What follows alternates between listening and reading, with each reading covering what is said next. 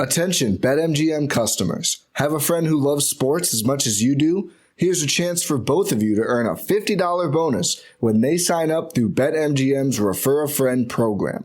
Just sign into your BetMGM account and click on the Refer a Friend program to send your friend a message inviting them to register a new account in the same state you use BetMGM in. Once your friend signs up and makes a deposit, they'll receive a $50 bonus. And once your friend places a bet with their bonus and the wager is settled, you'll receive a $50 bonus as well. Share the excitement and get a $50 bonus every time you refer a friend to BetMGM. Visit BetMGM.com for terms and conditions. Must be 21 years of age or older to wager. New Jersey only. All promotions are subject to qualification and eligibility requirements. Rewards issued as non-withdrawable site credit. Site credit expires in 30 days. Gambling problem? Call 1-800-GAMBLER.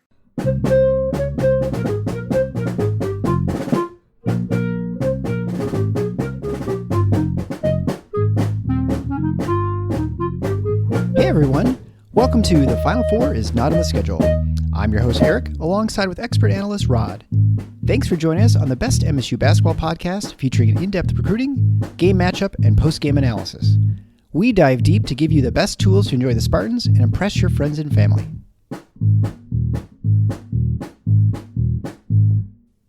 Hey everybody, it's Eric alongside Rod. We're here to talk about Michigan State's 63-61 win over the Iowa Hawkeyes at the Breslin Center on a snowy Thursday night here in East Lansing. But before we begin, I just want to thank new supporter Brian McClure, who joined the Scott Skiles on the Patreon to support us monthly. Thank you so much for Brian, and for all those you support us on Patreon. We really appreciate it a lot. You guys are awesome. And if you want to support the show, you think, hey, you guys are pretty good, I see all the work you're putting in, and I really appreciate the content, head on over to thefinalfoursontheschedule.com/support, and there you can find ways either to one-time gifts or you can do it a monthly recurring way. Also, since we're talking about support, we want a big shout out to Nudge Printing. They've been really great, and we're actually going to have some more features coming up pretty soon, especially with our t-shirts and stuff, but we'll get into that a little bit more once we get that all finalized. But I encourage you to go over to Nudge Printing. My problem is I don't have actually a white shirt for a whiteout. It wasn't a whiteout today, but so I actually have one of the Nudge Printing vintage soft sweatshirts, which is really great. It's nice and it's not real bulky and stuff, but I don't know how. I had an ice cream sandwich and I looked down with 10 minutes left in the game. I just am covered in chocolate. It's almost like, wow. It's almost like I had a candy bar that melted on me. And it was white? Yeah. I mean, it's not, I think, technically white. It's like super light gray, for the sweatshirt. Gray, same difference, yeah. Wow. So, I mean, I've got like chocolate chip. I must have had like 10 chocolate chips fall on me. The chocolate chip sandwich cookie was great in melting moments, but man, I don't know what happened. I looked down, I was like, pretty embarrassing, because I felt like I got it all in my mouth, but I guess obviously I missed. You gotta, when you're dealing with that color garment and that kind of food, you gotta be conscious at all times because they're just magnets. And it's after Labor Day. I shouldn't even be wearing white, right? That's well. You get an exception for a Michigan State home game. So I'd encourage you to check out Nudge Printing and their Spartan apparel. They've got all kinds of other schools in Michigan, like Elma and Calvin, Central, Eastern, Lake State, maybe even Michigan Tech, Northern Michigan, Northwood University, which I think that's up in Traverse City, Oakland. Northwood? Yeah. Did you say Northwood? That's in Midland. Oh, Midland. Okay, Northwood University, and then Oakland, and even Saginaw Valley State. So really kind of almost all the schools covered, Western and Wayne too. So you can head on over there. They've got all kinds of different shirts and stuff, and really high-quality stuff, which they've got tons of 5-star reviews. I mean, it's a really great place. Gabe and Brittany, MSU alums, they set it up, all Michigan-based and printed here, and you can't go wrong. So listeners of the show do get 20% off at checkout, so just enter the code FINAL4 off in your order, and you can enjoy the extra savings as you wear pretty sweet stuff, especially the licensed vintage stuff. So can't miss with Nudge Printing. All right, so let's talk about this game a little bit. Final was 63-61, so both teams under their scoring average. Michigan State was coming off kind of a losing streak in some ways. They lost 3 of 4, and so a game they definitely needed. Both teams strangely got stuck on 59 points near the end of the game. I mean, I think Michigan State edged Iowa out 4-2 in the last 4 or 5 minutes. I'm not exactly sure. Again, Michigan State got off to a slow start. They were down 8-0. 10-0. Yeah. What's 10-0? Yeah. 10-0. Yeah.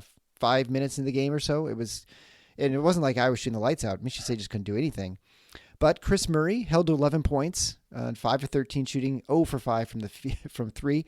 And what was not even at all in our keys, I mean, there are a lot of things. One thing is Aaron Eulis was just tearing Michigan State apart, especially whenever he got Trey Holloman. He ends up with 17 points, although he had 6 turnovers with only 3 assists. Malik Hall came back. That was a huge news, and he looked like he hadn't left. I mean, he didn't look like it looked like he had been practicing everything, and he looked good. Akins with a couple steals. He looked really good defensively. And then, Iowa in general was miserable from 3-point range. I mean, they shot less than 20%, which was I think a lot of it you have to give to Michigan State, but also they just missed some open ones. And that last play when Michigan State was up 2, great play, great drawn up perfectly. A Sanford wide open 3, and he misses it to give Iowa the lead. So Michigan State ends up winning the game on the last play. I mean, a lot of things to talk about, and a lot of things we sort of didn't predict, which is kind of the fun thing about basketball, right? You have no idea what you're going to get one night to the next. Yeah. So Tom Izzo's post game, he dusted off an old Judd line. He said, maybe it's better to win ugly than to lose pretty. It definitely is. Yeah. And as he also put it, he said, MSU's lost a couple games that they deserve to win.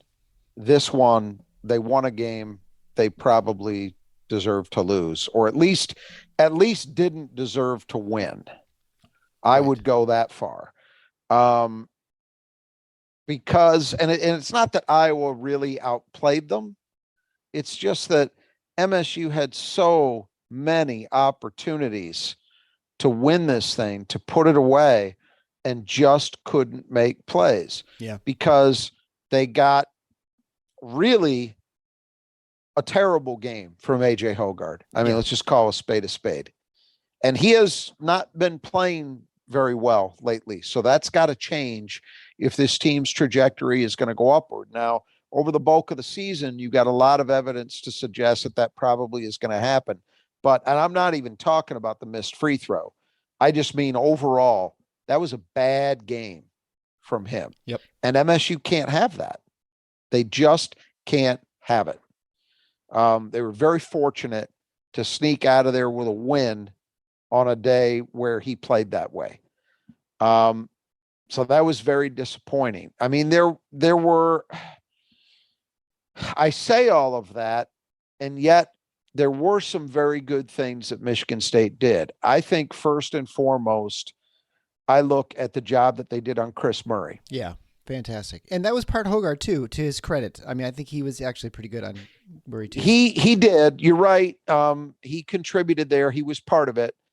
I thought they were at their best when Malik was guarding him. No Correct. surprise, but you're right. AJ did a job. Akins had him at times. I mean, there were different people who guarded him, Joey, and to hold him not just to, what do you have, 10 points? 11 points, yeah.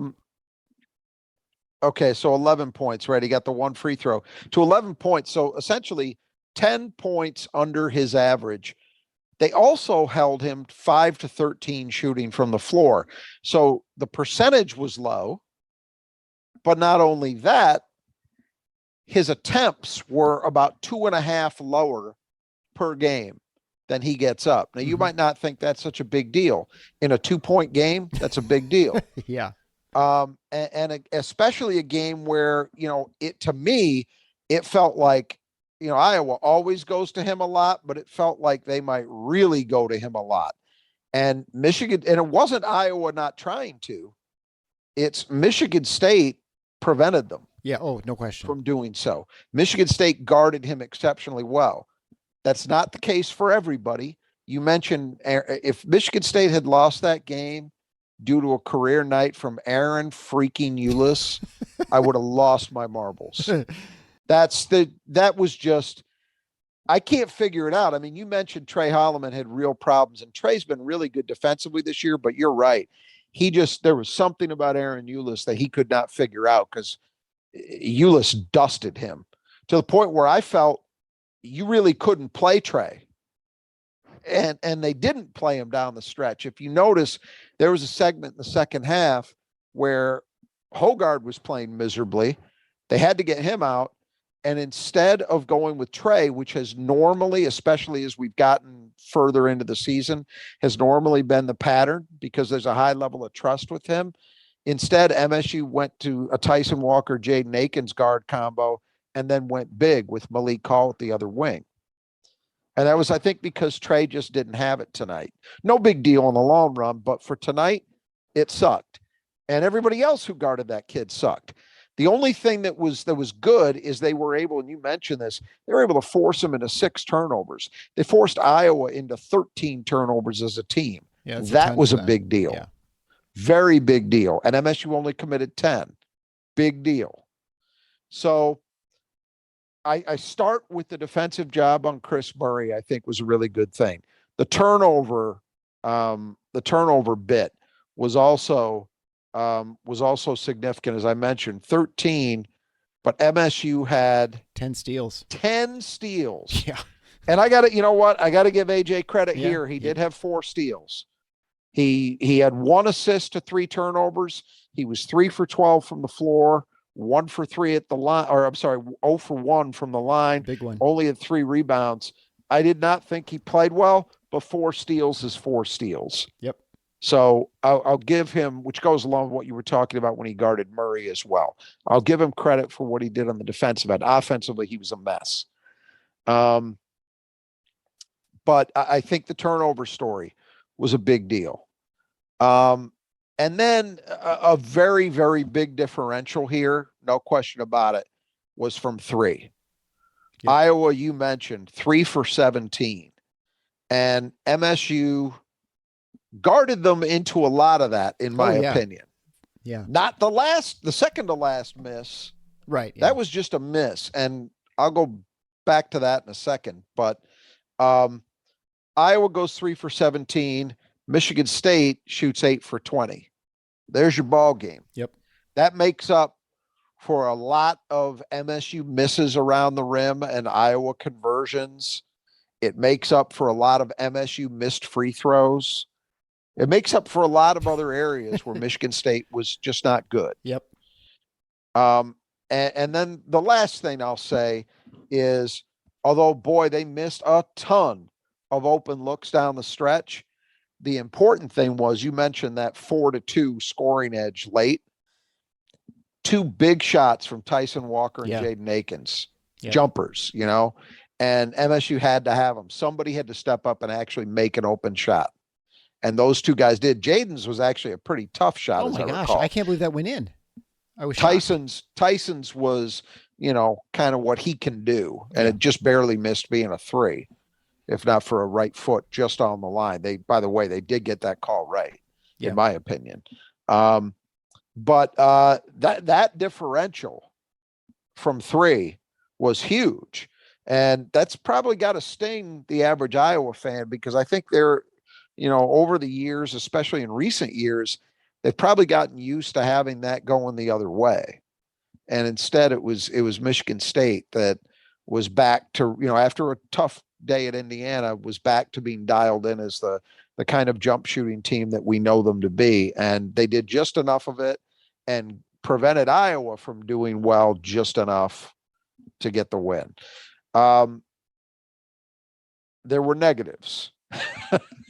We mentioned the inability. What's that? Missing layups.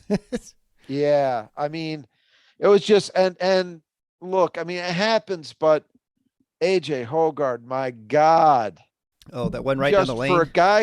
For a guy who's been such a good finisher, to blow several at the rim. He wasn't the only guy, but man, and they were big moments too. The one where he went just straight down the middle of the lane and had a finger roll and didn't put it down. I mean, that's the kind of stuff you just can't have. So that was a big problem.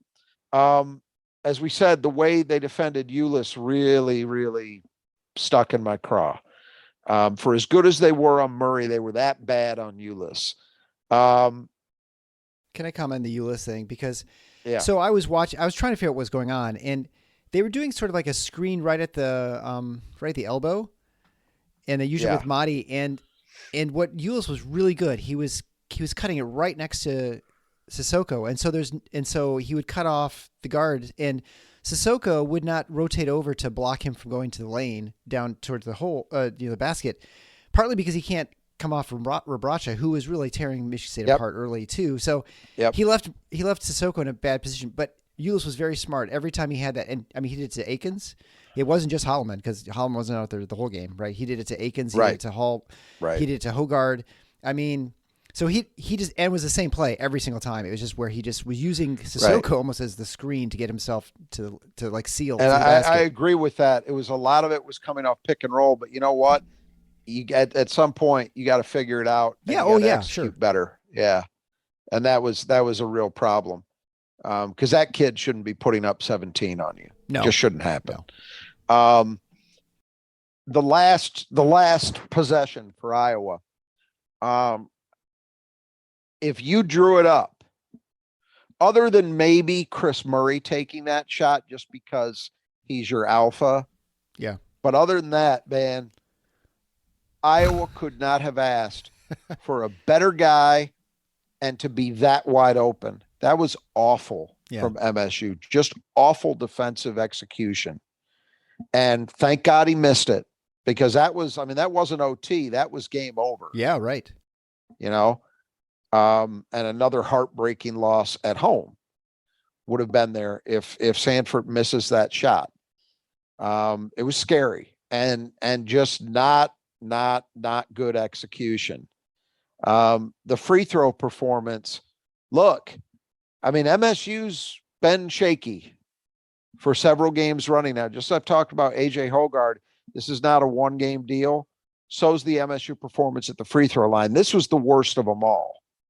58% from the line. It was everybody. It wasn't just AJ. I mean, AJ missed a huge one, and he missed it badly. So that's the one people are going to focus on. My free throw. But it was pretty much everybody who was splitting. Nobody could hit two except Pierre. So right, except Pierre.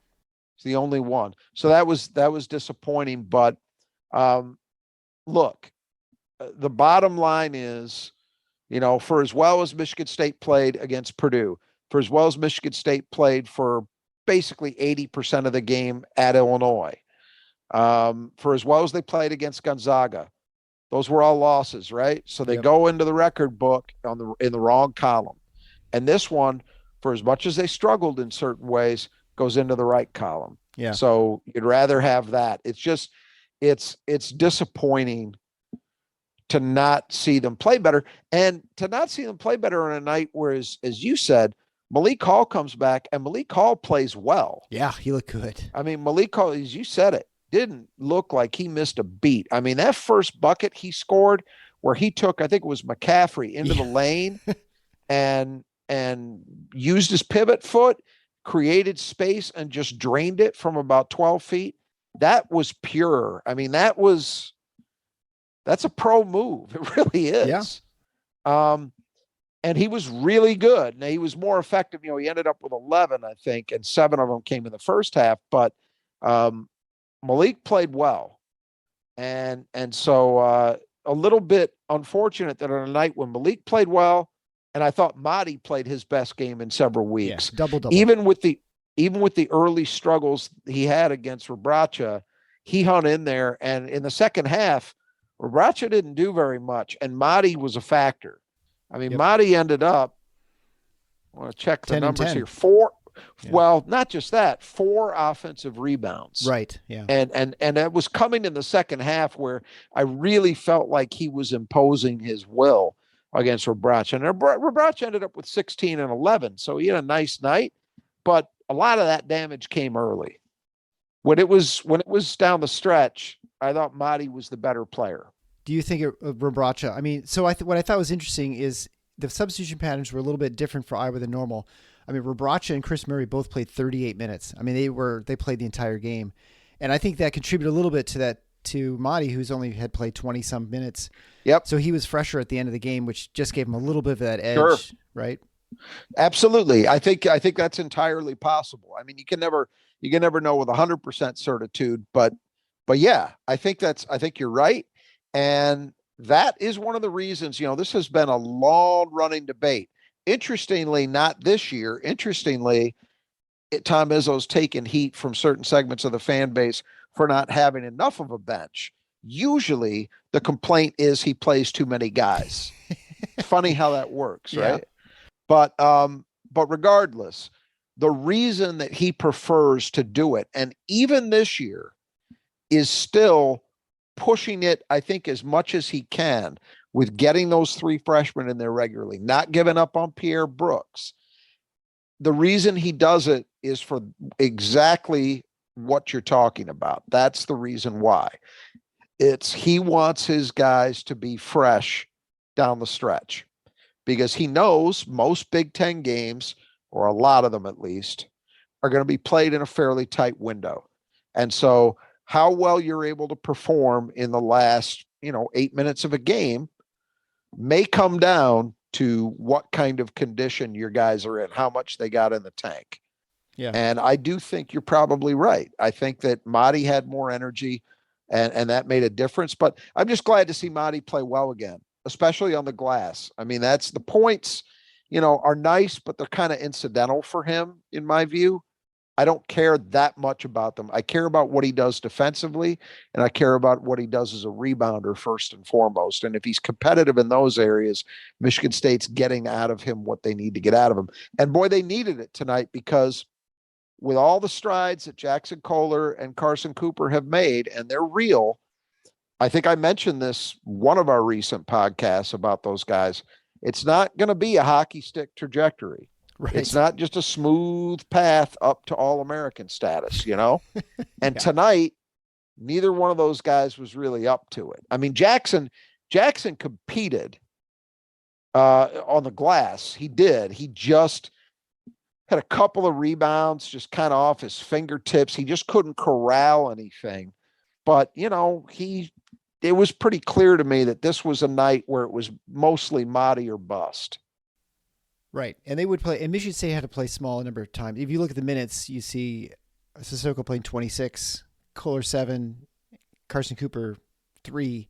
That doesn't add up to 40. So they definitely played small ball a couple times. They did have some segments where they went with Joey and Malik as the big man combo. Right. And that just shows you the versatility and how important it is to have Malik Hall, who can guard. Oh yeah. Right. 1 100%. through 1. I mean, not 1 through 5, but like 2 through 5, probably pretty easily. And maybe you could argue he even could guard a 1 for a little bit. So he was the difference. Right. And if you're Iowa, you're looking at your starters all played almost 35, 36 minutes. I mean, aside of Perkins, who did really nothing. He was pretty useless out there on the floor.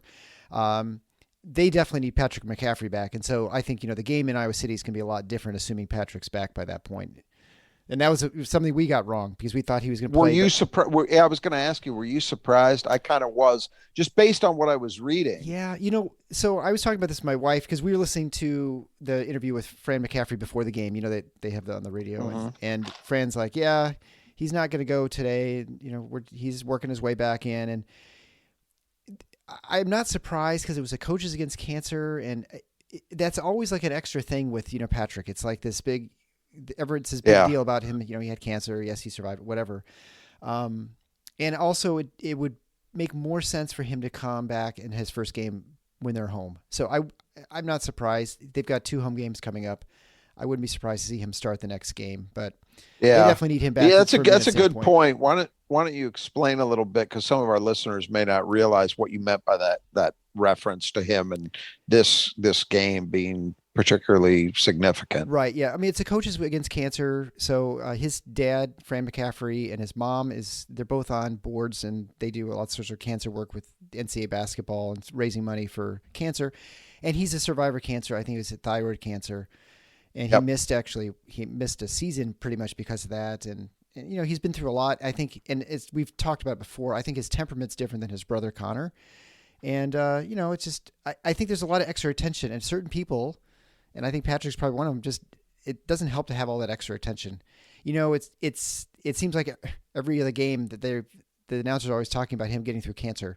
And I think I'm guessing, this is speculation, that it'd be nicer known to be a basketball player who happened to have cancer rather than a cancer survivor who's playing basketball. And I think so it might have been easier in this game to just sort of not have that focus on there.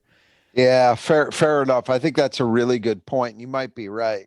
Yeah, and it's a shame too, because the kid's a good basketball player. Yeah, I mean, we he's talked really in the preview about his seasonal averages. I mean, he could play. And look, if they had him, you probably don't see Murray and Rebracha playing 38 minutes each, right? Oh, no way. Because they just can't live without. I mean, they just don't have any other options. I mean, I don't believe we saw Mulvey at all tonight. No, he didn't play. No, and I mean, their bench was terrible, because as soon as they went to the bench, Michigan State just tore them to ribbons, and they sat those 2 minutes and like, okay, we have Dix out there and Sanford, and they just got killed. 6 points from Iowa's bench.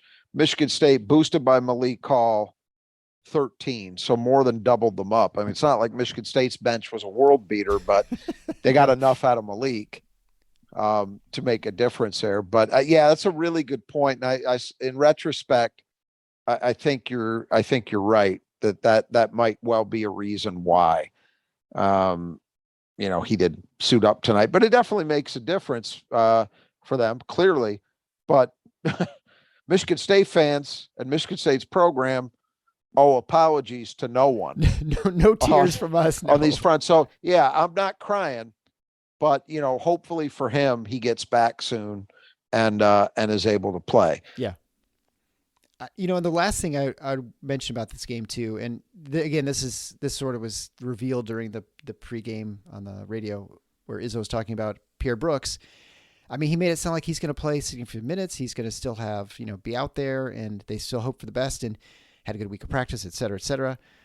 I would say he only had 2 points. He had, he had 1 offensive rebound, 12 minutes. I mean, not world beating, but tell you what, he didn't look like any assist. He didn't look like he was lost out there. He didn't look like he gave up open looks. I was always worried when he's out there, and he really was not a liability like he'd been in the past couple games. So, hats off to him for improving a little bit on that end, I think. Best game he's played since before Malik Hall returned the first time.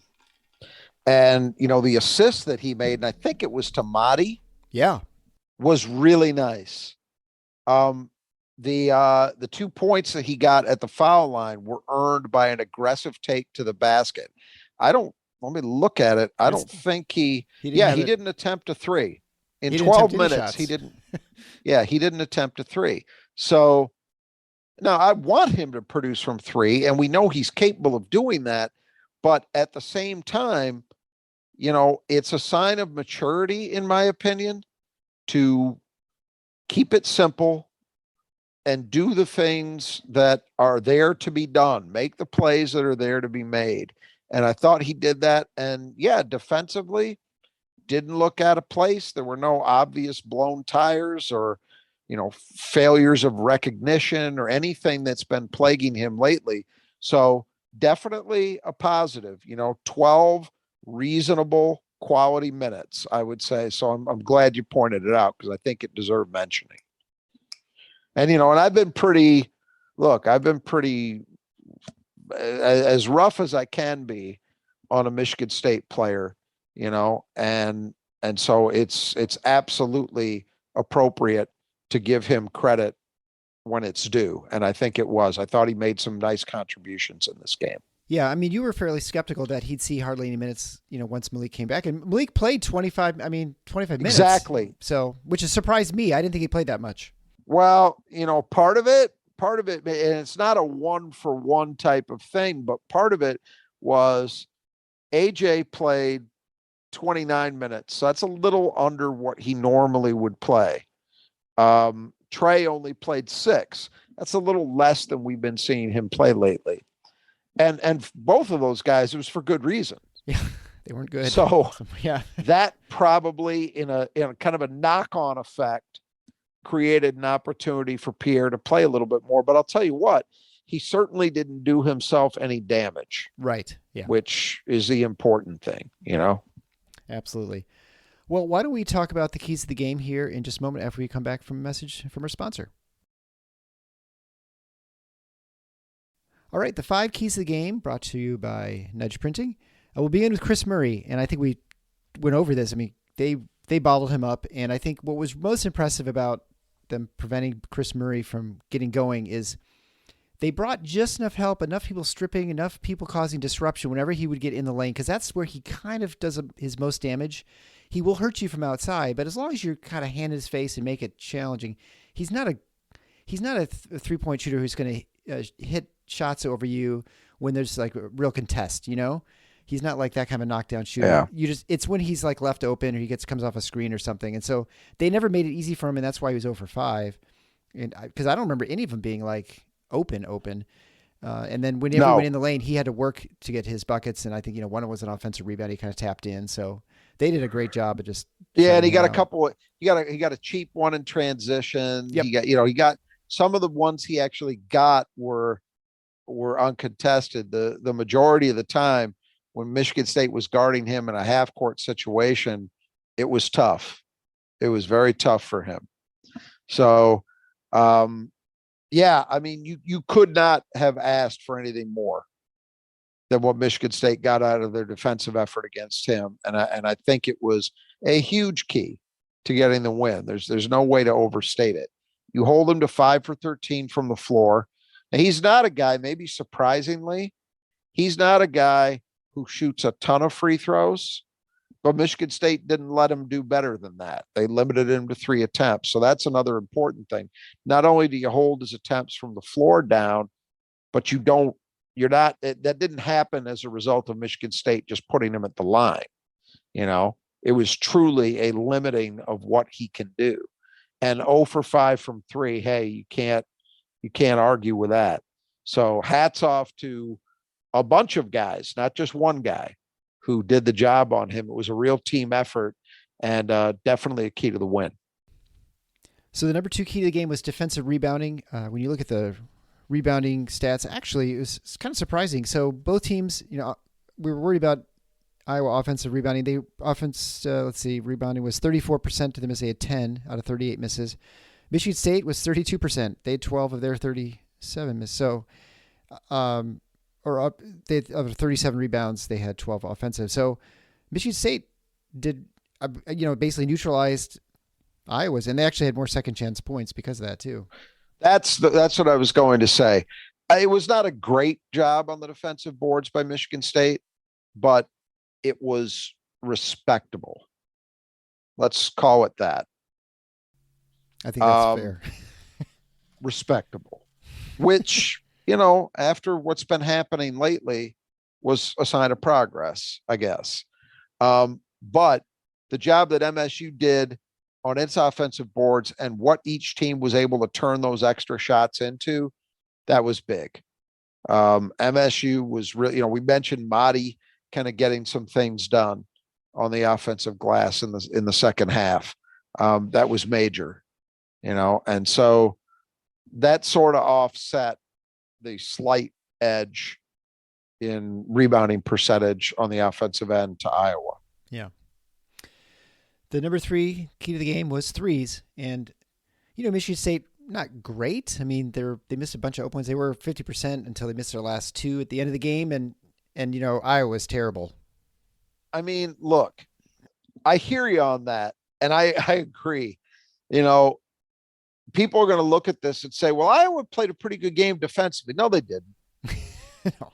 Michigan State missed a ton at the rim, and they missed pretty much all of those 12 misses from 3 were wide open. Oh, yeah. I mean, in that segment from under 4, they just had open shot after open shot that just would not go down.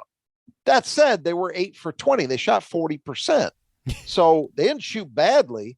They just, with the quality of look they got and the quality of shooters Michigan State has, yeah, I could see where your gut might lead you to feel, they weren't great, because they probably should have been 60 shooting the way they were against Rutgers. Yeah, that'd be 60% shooting for sure if they were Rutgers. And that didn't happen. But I have a hard time saying it was a negative when you shoot 40%. Yeah.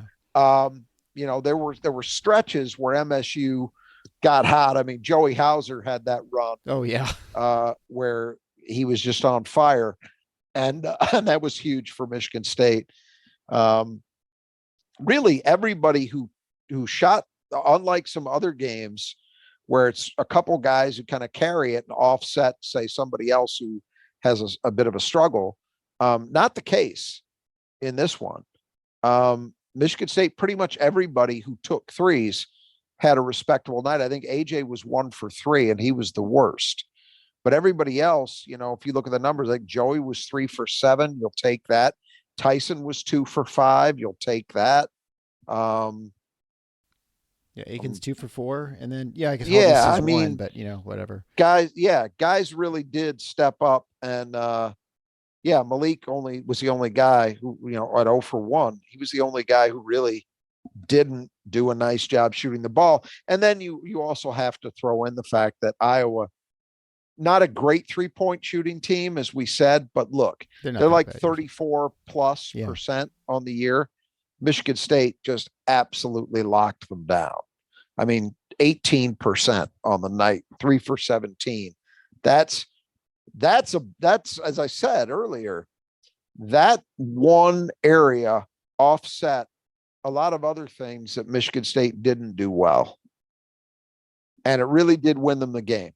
And you mentioned too many times that there is an element of luck with 3-point percentage. You want to try and prevent attempts. However, there's no question. You look at the quality of attempts between Michigan State and Iowa in this game. There's vast difference, right? And so that's why. Absolutely. Yes, they got a lot of attempts up, but sometimes it's forced. There's nothing else that was going for them in their offensive sets. So, and what can happen when you do a good job guarding somebody for that length of time, sometimes even if they manage to get a great look like that last possession, they're so out of rhythm that it doesn't matter in the end. And I mean, I think you might, if you're inclined to give Michigan State credit, that might be one. I mean, Peyton Sandfort, now he missed 2 there in the last possession to make it look worse. Yeah. But he was only 1 for 5 from 3. That kid's been on absolute fire. We mentioned it in the preview. Previous 5 games, he was 13 for 26, 50%. And he hit that one in, I guess it was the second half, but it was early in the second half where he was coming around a screen. He didn't really even set his feet. It was what I thought looked like a bad shot. Yeah. And he hit it. And I thought, oh boy, here we go. And it didn't happen because Michigan State did a really good job guarding him. And so when it came time for him to actually get an open look, maybe that had a little something to do with it. The fact that Michigan State had guarded so well and Iowa just wasn't getting anything to fall, in part because of that. And that allowed Michigan State to get the miss that they needed. Yeah. So yeah, big deal. I think if you're looking for the 2 biggest things in this game, it was the job MSU did on Kris Murray and both ends from outside the arc. That's really what got MSU the win. So the fourth key of the game we had was guard play. So this is a kind of tough one to figure out because Hogard was not good, Hallman was not good, but defensively, Hogard was, I think he was pretty good. And Aikens was good both ends. He had a lot of steals. He had 3 steals for the game. And Walker was solid defensively. So, but Ulis beat him pretty badly. But then McCaffrey and Perkins didn't do much of anything. So I don't know. I guess you could maybe just call it a push. I give Michigan State the edge. Okay. I give Michigan State the edge because, well, for starters, at winning time, who were the 2 guys who hit shots and won Michigan State the game? Tyson Walker, Jaden Akins. So they made plays when they had to be made. Iowa basically was a one-trick pony in this game. I mean, Ulis had a great game, but if we look at their other guards and what they did, it was nothing. it wasn't a lot. I mean, Tony Perkins had 6 points. He only took 5 shots. It's weird for from him. the floor. Yeah. McCaffrey had 5 points. Sanford had 5 points. Bowen had 1. Dix didn't score. So that's 16, 17 from those guys. So 34 from all their guards. Michigan State gets 22, 29. I guess in point production, you'd give Iowa the edge. So maybe I spoke a little too soon, but I still think that in the end, Michigan State's guards were there to make big plays when they had to be made, and Iowa's did not. Yeah, no, I think that's true. Yeah, I think Ulis in the end, his last sort of drive where he just turned it over, that really kind of, I don't know if that's the one that led to a jump ball, but that's one that he just dribbled into. Yeah. Yeah, he dribbled into a problem, and maybe it wasn't even a turnover. That was just a jump ball. So, yeah. Well, I think that counts as a turnover. But yeah, I guess if you just look at it from a pure point scoring point of view, you can make a case for Iowa.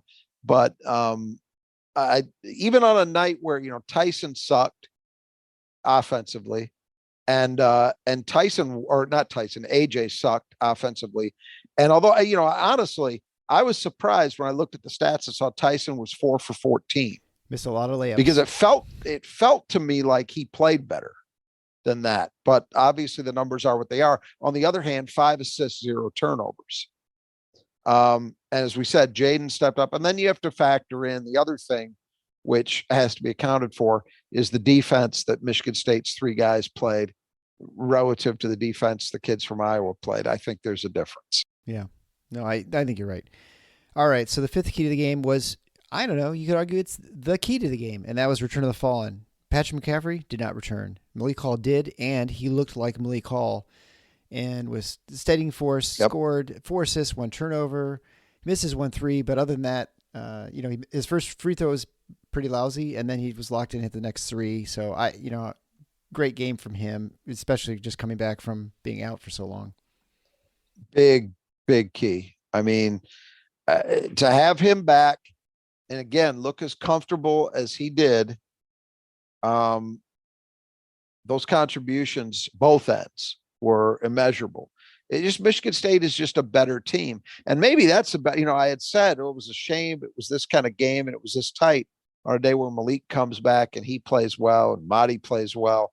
But maybe the lesson I should be taking from this is Malik Hall is so important that they could still win a game even when AJ Hoggard is playing terribly and Tyson Walker just can't get shots to fall. Yeah. Maybe that's the better lesson. Yeah. Well, and I think, we saw what we've seen the rest of the season. I mean, Malik Hall's, I think, played 10 of 21 games this season. So it's actually amazing to think that he's hardly played and he hasn't even played half the games. And Michigan State's record in those games is 8-2. Yep. And I'm going to put an asterisk by the second one because I think it was in large part the fact that he got hurt, couldn't play, that led to the loss at Illinois. Sure. I think if Malik sees that game out, it might have been a different result because I don't think Matthew Meyer gets going the way he did. I don't remember exactly how many points Iowa averages, but I think it's around 75 or 76 points a game. They scored 61. That is in large part due to Malik Hall, right? I mean, their defense is so much better when he's around because of his versatility. He can switch and he can guard anybody. It's due to 2 things. I think you're right to give him credit. It makes Michigan State, which is a pretty good defensive team at this point, even without him, it makes them even better. But I also think, and I'm glad you mentioned that because we didn't have it as a key, but I think it was in this game. Michigan State won the pace battle. And it is rare that we talk about a Tom Izzo team and talk about pace, and we're not discussing Michigan State wanting to get the game ramped up, right? Yeah, right. But in this case, that would not have played to their advantage. It wouldn't have been to their benefit to get into a wide open game. And again, we distrust the fast break points numbers, but I see Iowa showing with 8, Michigan State with 12. Even put that aside, I think the eye test told me it was no worse than a push there. And the fact that it didn't happen a lot either way probably was to Michigan State's benefit. You know, I mean, if Iowa's flying up and down the court, I suspect Kris Murray's getting the benefit of some of that. He's getting more easy ones. And if he had gotten even, say, another transition bucket or two, who knows what that might have changed in terms of the demeanor of the game. You know, there's that old cliche about, oh, you just so-and-so just needs to see the ball go through the net. But there's truth. If you've played, you know, there's some truth to it. Sure. You can get yourself out of a slump and back in a rhythm just by seeing the ball go through the net. And it doesn't have to be a 20-foot jumper or a dunk. It can be something really easy and basic. It can even be free throws. And the fact that Michigan State didn't let that happen for Kris Murray, didn't let him get easy ones, including in transition, I think that helped the overall effort holding him down. Yeah, and I would say he is a slinky, smooth player, and he is definitely helped by having more spacing. And in a half-court set, you don't have that spacing like you do in a break situation. He's much more much more dangerous in that break because he can do so many things. He can pull up for a three. He can drive all the way to the lane and get you in foul trouble or whatever, score layups. So that was definitely a key to the game for them for Michigan State to just prevent those runouts by Iowa. So I guess what we'll do is we'll call it a night probably because Michigan State will gear up in a couple days. They're going to head down to West Lafayette, which is, I don't know, when's the last time they won there? Like 1944 or something? I don't know. It seems like it's not that bad, but it's been a while. I'm trying to think. I don't recall if Denzel's senior year, if they might have won down there. I'd have to look. We'll have to but look. It's been a while. There was a brief period where Painter about 10-ish so years ago, 8 to 10 years ago, he had a couple of years where there was a lull in his program. And in fact, people have totally forgotten about this. He was like an eyelash away from leaving and taking the job at Missouri because he was sick of dealing with their fan base. And there were some other things. I think there was some stuff about financial support for the program from the university, some things he wanted. And it's been a long time, but anyway, there was a period of time there. And then obviously there was a period toward the end of Gene Cadey's run where the program got bad for a few years there at the end. Mm-hmm. And Michigan State probably, I'd have to go back and look, they probably won a few there, but generally speaking, I was just saying this on the Spartan Mag board before we started recording. I've been paying attention for about 45 years. There is no building that has been tougher on Michigan State. There is no Michigan State superstar who hasn't lost and oftentimes lost badly. Think about Cassius Winston with two great teams his junior and senior year, and Michigan State got waxed. Yeah. The second time by a Purdue team that was not good. His junior year, Purdue was good. They went to the Elite Eight, but the next year Purdue was rebuilding. They were not great and they still waxed MSU. So there have been a lot of disasters in that building. Purdue won tonight, just as we're recording. We just saw them. I just watched them barely hold off Michigan. And so it continued. I think they won by 5 and Michigan didn't have Jet Howard. So it continues that they keep winning. And in the one loss column, which is all that counts in terms of determining a Big Ten champ, they're clearly separating from the pack. Yeah, right. I mean, I suspect, by the time that game rolls around, I didn't look at who Rutgers is playing, but Purdue might have a 4-game lead or 3-game lead over everybody in the loss column. And we're at the halfway point. It would have to be a monumental collapse for them to lose this thing. You'd think, yeah. But that said, they're not playing great basketball. Great teams when you see them. We've seen enough of them at Michigan State. And I don't believe that Purdue is playing great basketball. They are playing well enough to win, which is what matters. but they barely got by Minnesota the other day. Shouldn't have beaten Michigan State and did. Shouldn't have beaten Nebraska. Shouldn't have beaten Ohio State. Michigan down their second best offensive player. And they barely hold Michigan off. I mean, we'll see. I'm saying all this to say, and we'll talk about it more in the preview. The last thing I would say I'm expecting is a Michigan State win because of Purdue's record and Michigan State's history in that building. But it's a non-zero kind of event. Sure. They've got a chance. And I think that game in East Lansing, even with the heartbreaking result, I would expect that those guys playing that game without Malik, now they have Malik back, I would suspect that they feel going in, hey, we can play with these guys. So who knows? It would be a hell of a thing. But, honestly, once MSU gets past this game, that's not to say there aren't tough games left on the schedule, but things lighten up.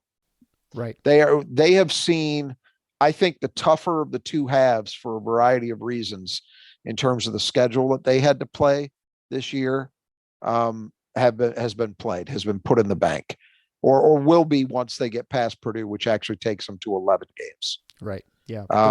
And so then from there, regardless of what happens in West Lafayette, I think that's when you look for MSU and say, okay, this is now the time to really get a rhythm established and start playing consistent basketball and maybe string several wins together and feel good about yourself going into March.